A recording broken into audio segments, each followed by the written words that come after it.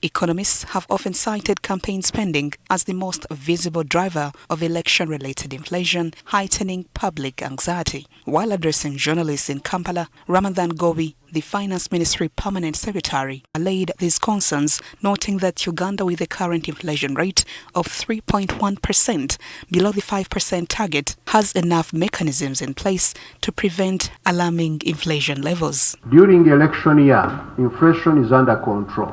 Why?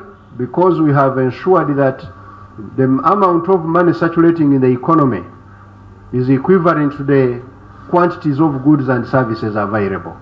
So even when politicians spend money in campaigns and so on, that money is chasing the goods and services available. In February 2024, Uganda was removed from the Financial Action Task Force grey list. The Financial Task Force is an intergovernmental organization established to develop policies to combat money laundering and terrorism financing. Gov't says they plan to stay off this list. I want you to appreciate that Uganda is a growing economy, and we have improved every day our capacity to detect and stop illicit financing, illicit money.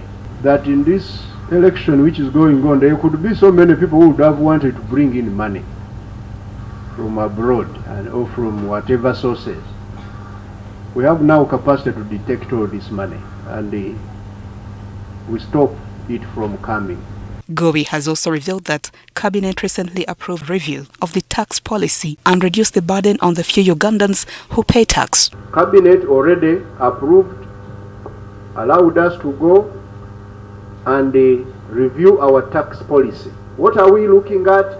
How do we make our tax policy designed in such a way that every Ugandan pays a little, and all of us, we don't feel the pinch, but we get more revenue.